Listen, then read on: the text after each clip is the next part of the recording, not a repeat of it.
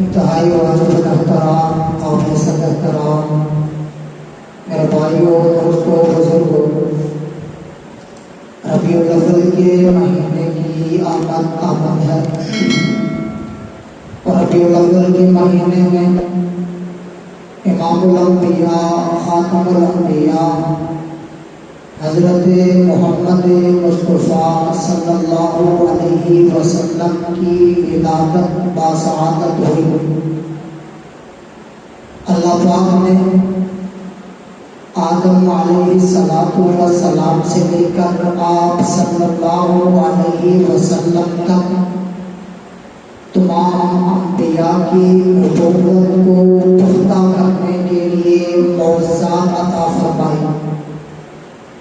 آدم علیہ السلام سے لے کر عیسیٰ علیہ السلام تک اللہ نے ہر نبی کو معجزات عطا فرمائے، لیکن آدم علیہ السلام سے لے کر حضرت عیسیٰ علیہ السلام تک جتنے نبی آئے ان کی نبوت وقتی تھی، عارضی تھی۔ آپ صلی اللہ علیہ وسلم کی نبوت ابدی اور دائمی تھی، قیامت تک آپ کی نبوت میں باقی رہنا ہے۔ اس لیے اللہ پاک نے آدم علیہ السلام سے لے کے حضرت عیسیٰ علیہ السلام تک جتنے انبیاء کو معجزات عطا فرمائے، وہ معجزات ان نبیوں کے ساتھ رخصت ہو گئے۔ جب تک نبی دنیا میں رہا معجزات رہے، جب نبی اس دنیا سے رخصت ہوئے معجزے بھی ساتھ رخصت ہوئے۔ آپ صلی اللہ علیہ وسلم کو اللہ نے بعض معجزے ایسے عطا فرمائے جو آپ کے ساتھ رخصت ہوئے، لیکن آپ کی نبوت میں قیامت تک باقی رہنا تھا۔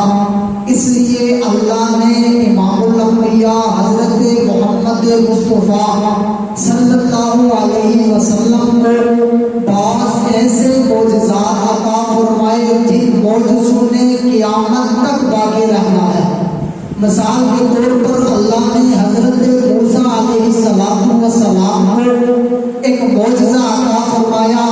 موسیٰ علیہ السلام عصا زمین پر ڈالتے، وہ اژدہا اور سانپ بن جاتا۔ وہ عصا آج کی دنیا میں موجود ہے۔ آج دنیا کے بڑے بڑے علماء، صلحاء، انبیاء، اصفیاء، حاجی، نمازی ساری دنیا مل کر اس عصا کے سامنے ہاتھ جوڑ کر کہے کہ تو ایک بار پھر سانپ بن جا، تو ایک بار پھر اژدہا بن جا۔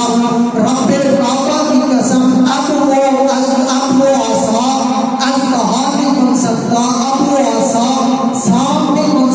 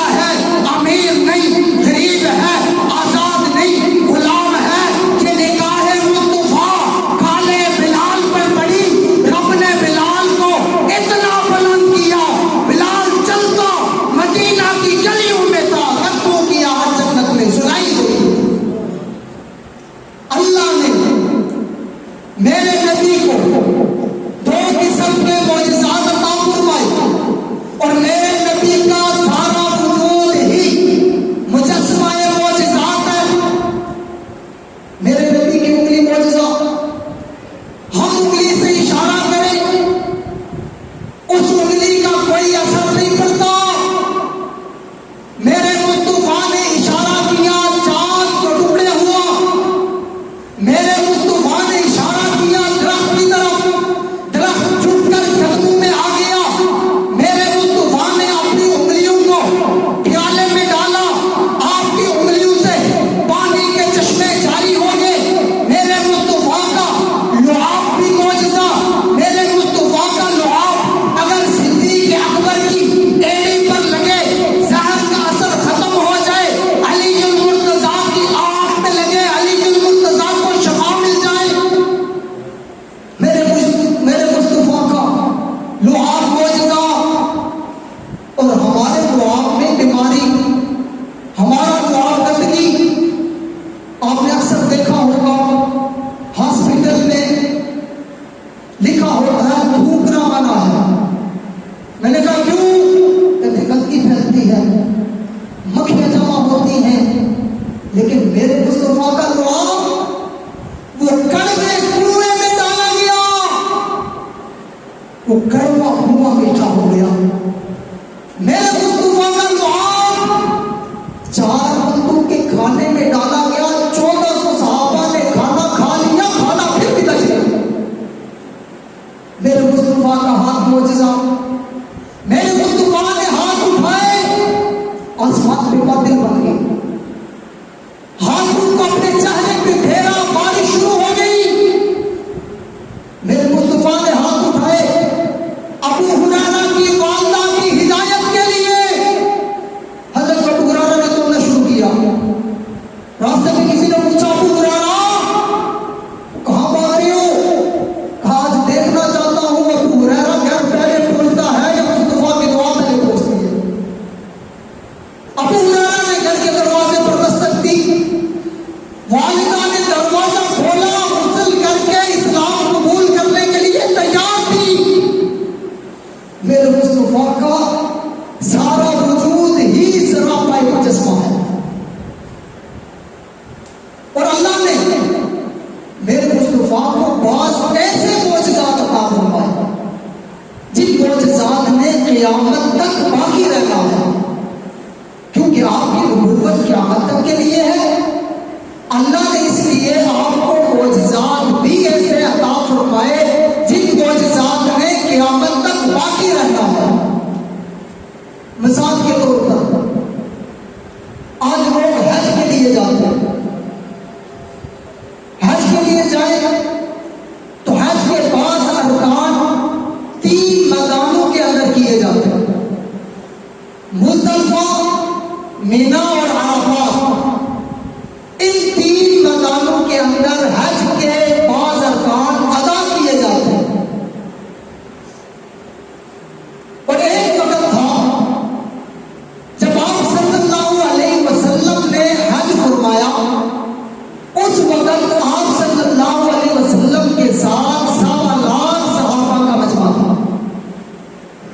1.25 لاکھ صحابہ اکرام ان میدانوں پر جب جمع ہوئے، یہ میدان بھر گئے، یہ میدان مکمل ہو گئے، بھر گئے.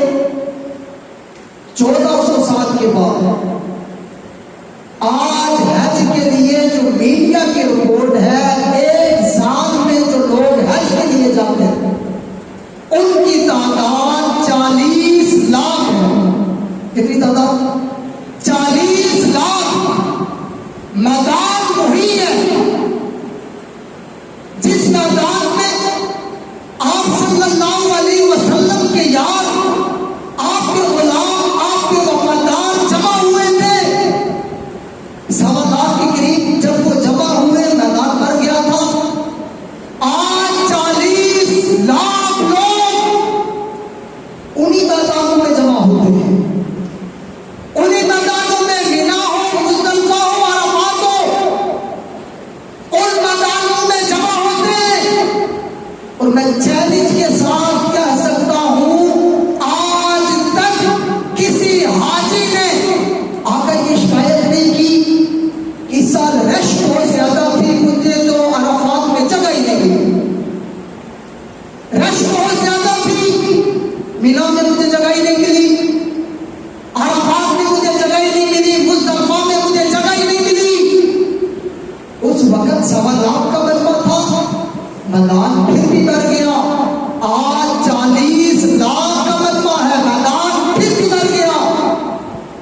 یہ آپ صلی اللہ علیہ وسلم کا زندہ معجزہ ہے.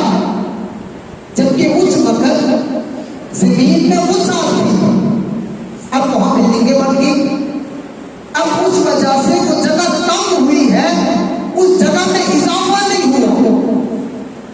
جہاں 1.25 لاکھ صحابہ جمع ہوئے تھے اب وہ جگہ کم ہو گئی، لیکن اب 40 لاکھ لوگ اس میدان میں جمع ہوتے ہیں اور میدان پھر بھی تنگ نہیں ہوتا. یہ آپ صلی اللہ علیہ وسلم کا زندہ معجزہ ہے. اس کی مثال آپ یوں سمجھیں، کسی عورت کو اللہ ایک بیٹا عطا فرماتا ہے، کسی کو اللہ نے 2 بچے دیے، اب پیٹ کا سائز وہی ہے.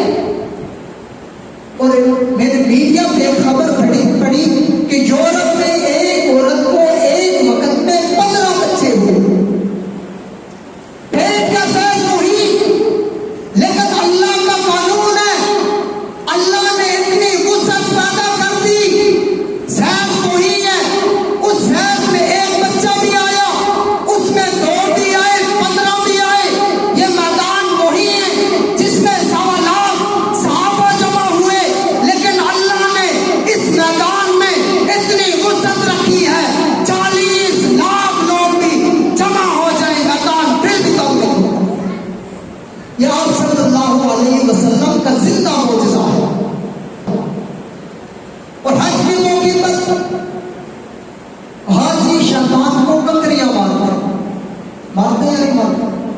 وَمَا رَمَيْتَ إِذْ رَمَيْتَ وَلَكِنَّ اللَّهَ رَمَى. شیطان کو کنکریاں ماری جاتی ہیں. اور فقہ کی کتابوں میں آتا ہے کم سے کم 3 کنکریاں مارنا ضروری ہے، کم سے کم. بعض میں 7 بھی لکھا ہے، 5 بھی لکھا ہے. یہ کنکریاں شیطان کو ماری جاتی ہیں. اب 40 لاکھ لوگ اگر 3 کنکریاں ماریں، 40 لاکھ لوگ 3 کنکریاں بھی ماریں تو یہ 1 کروڑ 20 لاکھ کنکریاں بنتی ہیں. 1 کروڑ 20 لاکھ کنکریاں شیطان کو ماری جاتی ہے. پھر تو وہاں کنکریوں کے پہاڑ ہو جانے چاہیے، نیچے کنکریوں کے پہاڑ ہونے چاہیے، لیکن وہاں چند کنکریاں ملتی ہیں. 1 کروڑ 20 لاکھ میں سے چند کنکریاں وہاں ملتی ہیں، باقی کنکریاں کہاں گئی؟ آپ صلی اللہ علیہ وسلم نے فرمایا اللہ پاک جس کا حج قبول کرتے ہیں اس کی کنکریاں فرشتے اٹھا کر لے جاتے ہیں. تو یہ آپ صلی اللہ علیہ وسلم کا زندہ اور جاوید معجزہ ہے جس میں قیامت تک باقی رہا ہے. ایسے ہی آب زمزم آپ صلی اللہ علیہ وسلم کا معجزہ. آپ کے ذہن میں ہوگا یہ تو حضرت اسماعیل علیہ السلام نے ایڈیاں رگڑی تھی، اس وقت یہ آب زمزم نکلا. یہ آپ صلی اللہ علیہ وسلم کا معجزہ کس طرح ہوا؟ معجزے کی تعریف یہ ہے کہ معجزہ نبی کے ہاتھ پر ظاہر ہوتا ہے. حضرت اسماعیل علیہ السلام اس وقت بچے تھے، آپ کو تو نبوت ملی ہی نہیں تھی، پھر ان کا معجزہ تو ہو نہیں سکتا. پھر ایک وقت ایسا آیا کہ آب زمزم کا نام و نشان دنیا سے مٹ گیا، اس کنویں کا نام و نشان تک مٹ گیا.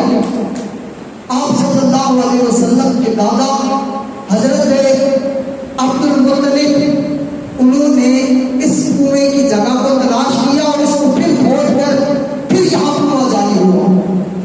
آپ صلی اللہ علیہ وسلم اپنے یاروں، اپنے وفاداروں، اپنے غلاموں کے ساتھ آب زمزم پر تشریف لے آئے. پانی کا پیالہ پیش کیا گیا، آپ نے آدھا پانی پیا، باقی اس کنویں کے اندر اڈیل دیا اور فرمایا اب اس کنویں میں مجھ محمد کا جھوٹا شامل ہو گیا، قیامت تو آ سکتی ہے، اس پانی کی سطح 1 انچ بھی کم نہیں ہو سکتی. اور آپ صلی اللہ علیہ وسلم نے فرمایا کہ اب قیامت تک جو بھی آب زمزم پیے گا وہ خود محمد کا جھوٹا پیے گا. آب زمزم پینے والوں تمہیں مبارک ہو، تم کوئی عام پانی نہیں پی رہے، تم مصطفیٰ کا جھوٹا پی رہے ہو۔ اور علماء دیوبند کا یہ عقیدہ ہے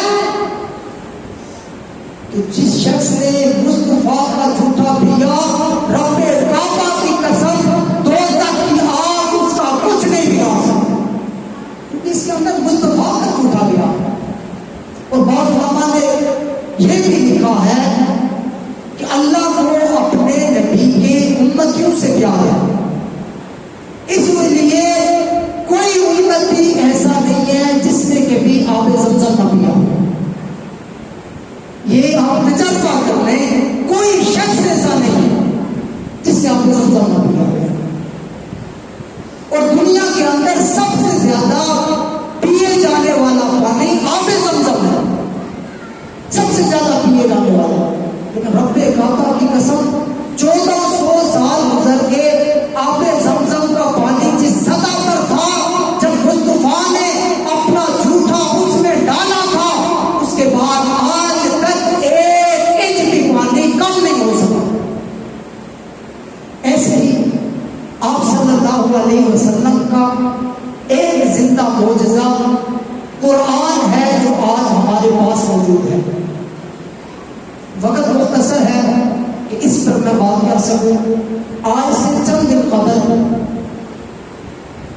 قادیانیوں نے ایک گستاخی کی تھی اور مبارک ثانی ملعون نے اپنے ایک مدرسے اور اپنے ایک مجلس کے اندر اس نے تفسیر صغیر کو تقسیم کیا تھا۔ اس کے خلاف علماء نے احتجاج کیا، لوگ روڈوں پر نکلے۔ پھر جو 6 جولائی کو فیصلہ، جو 20 جولائی کو جو فیصلہ دیا گیا، وہ فیصلہ قادیانیوں کے حق میں دیا گیا تھا اور کہا گیا تھا کہ اس نے اپنے گھر کے اندر یہ کام کیا، لہذا یہ مجرم نہیں ہے، اور اپنے گھر کے اندر جو مرضی کرے اس پر ہم اسے گرفتار نہیں کر سکتے، اور متنازع فیصلہ دیا گیا تھا۔ علماء کرام پھر میدان میں نکلے۔ آج سے چند دن قبل قائد اہل سنت حضرت مولانا علامہ محمد احمد لدھیانوی صاحب کے حکم پر غازی اسلام علامہ غالب غازی اورنگزیب فاروقی صاحب دامت برکاتہم العالیہ کی قیادت میں اسلام آباد سپریم کورٹ کے سامنے ایک جلوس اور ایک احتجاج ہوا، جس میں ہزاروں لوگوں نے شرکت کی، اور 15 دن کا وقت دیا گیا تھا کہ 15 دن کے اندر جو آپ نے یہ فیصلہ سنایا گیا ہے، اس فیصلے پر نظر ثانی کی جائے۔ 15 دن کا وقت دیا گیا۔ اس کے بعد قائد جمعیت حضرت مولانا فضل الرحمان صاحب دامت برکاتہم العالیہ کے حکم پر ایک بار پھر ختم نبوت کے شاہین، ختم نبوت سے محبت رکھنے والے، ختم نبوت سے پیار کرنے والے آپ صلی اللہ علیہ وسلم کے دیوانے پھر نکلے، اور سپریم کورٹ کے سامنے یہ دوسرا بڑا احتجاج ہوا جس میں لاکھوں لوگوں نے شرکت کی۔ اب اس احتجاج کے بعد سپریم کورٹ نے سوچا کہ مسلمان آپ صلی اللہ علیہ وسلم کی عزت پر بات آئے، مسلمان خاموشی سے نہیں کر سکتے، مجبوراً انہوں نے کہا۔ پھر علماء کرام کو سپریم کورٹ کے اندر بلایا اور وہاں علماء کرام نے اپنا موقف ان کے سامنے رکھا۔ شیخ الاسلام حضرت مولانا مفتی تقی عثمانی صاحب دامت برکاتہم، جو پاکستان میں نہیں تھے، ترکی سے ویڈیو کال کے ذریعے انہوں نے وہاں خطاب فرمایا، اور قائد جمعیت حضرت مولانا فضل الرحمان صاحب دامت برکاتہم کو پہلی بار سپریم کورٹ میں 72 سال کی زندگی میں پہلی بار سپریم کورٹ میں گئے، اور یہ کیوں؟ حضور کی محبت میں، ختم نبوت کے تحفظ کے لیے قائد جمعیت وہاں گئے۔ انہوں نے اپنا بیان دیا۔ قاضی فائز عیسیٰ نے جو پہلے 2 فیصلے دیے تھے، ایک 6 فروری کو، ایک 24 جولائی کو، اپنے ان دونوں فیصلوں کو متنازع قرار دیا، اور جو فیصلہ دیا گیا تھا، جو متنازع شکیں تھی، ان شکوں کو حذف کیا گیا اور مسلمانوں کے حق میں فیصلہ سنایا گیا۔ مسلمان مبارکباد کا مستحق ہے جس نے جس سطح پر محنت کی، جو جو لوگ حضور کی ختم نبوت کے لیے نکلے یا مسجد کے رنگوں میں حرام سے جنہوں نے اپنی صدا کو بلند کیا یا جن لوگوں نے سوشل میڈیا پر اپنی آواز کو بلند کیا، وہ لوگ مبارکباد کے مستحق ہیں۔ ایک بار پھر قادیانیت ذلیل ہوئی، جس طرح 1974 میں ذلیل ہوئی تھی، اسی طرح 22 اگست 2024 کو ذلیل ہوئی، اور جس طرح اس دور میں مفتی محمود رحمت اللہ علیہ نے اپنا کردار ادا کیا تھا، آج ان کے فرزند حضرت مولانا فضل الرحمان صاحب نے اپنا کردار ادا کیا اور قادیانیوں کو ایک بار پھر بھوکی کھانی پڑی۔ یہ بہت بڑی کامیابی ہے۔